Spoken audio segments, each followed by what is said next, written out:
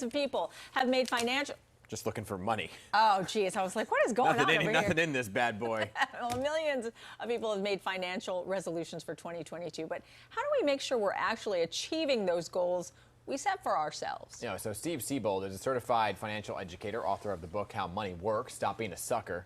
He joins us live this morning to talk so much about this. So, Steve, good to see you. Help us out here because I need to fill this wallet with something that's just not receipts, right? So the title of your book really says it all. So how are we suckers when it comes to money? Well, most of us are never taught how money works in school. The financial lobby won't allow it because the dumber we are about money, the richer they get. And they're the richest industry in the history of the world. So it's really put upon us as individuals to educate ourselves. And this book really was written for a 14-year-old so we can all understand it. Well, that's always good. Well, talk to us about how we can actually come through then on achieving this financial success that you speak of. What's the first step on what we should focus on? Well, I think find a goal that motivates you financially. And that could be any number, any type of goal, but something that really motivates you that you can really get your energy behind and really move towards. And then educate yourself on some basic financial principles. That's really all most people need, and to start to pursue it. So it's the why. Yeah, and we hear about this idea of like side hustles and so on and so forth, right? So what are the ways, I guess, that you can go beyond your daily salary, create these multiple streams of income? Well, I mean, it's easier to become an entrepreneur now and have a side hustle, as the kids like to call it, whether you're driving Uber or Lyft or starting a business on the internet, selling for Amazon or anything else. So maybe in addition to a job, you've also got a side business, and so you can create multiple streams of income to increase your net worth. Yeah, but it's not that easy for everyone.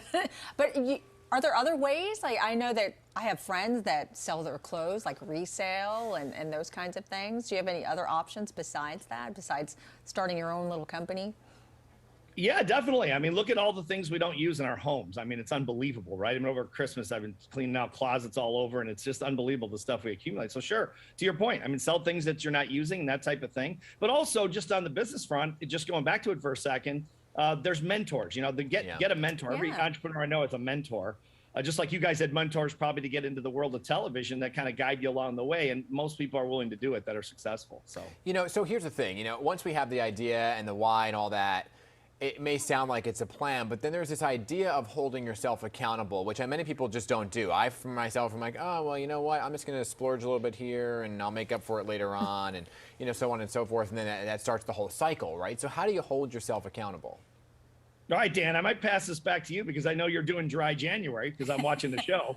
So you tell me, how are you keeping yourself accountable for not drinking? Well, it's the Italian guilt. That's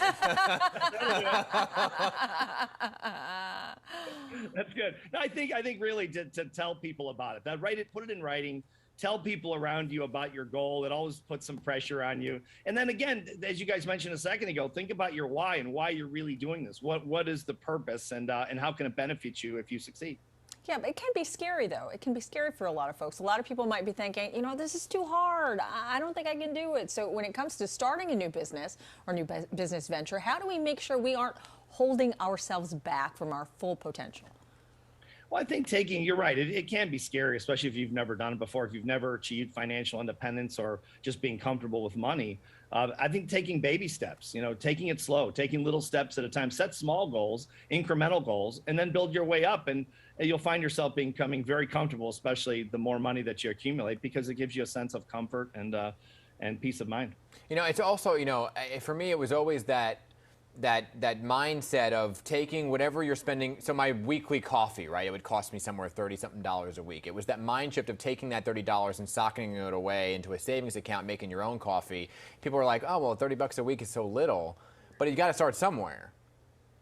Yeah, you're totally right. I mean, if once you understand how compound interest really works, and they should teach this in schools, and they don't, again, but how it really works. People think they understand compound interest, but if they really understood it, they would say probably what Einstein said, which is it's the eighth wonder of the world, the mathematical world, because it adds up. Well, you're totally right, Dan. I mean, the $30 really adds up over, say, 3 to 5 years. Right. You'd be amazed with compound interest growing tax-free what it can amount to. Well, my husband and I have we just opened up a debit account for both our girls, and one is 9 and one is 6, to just kind of teach them what you're saying that they should be teaching in school.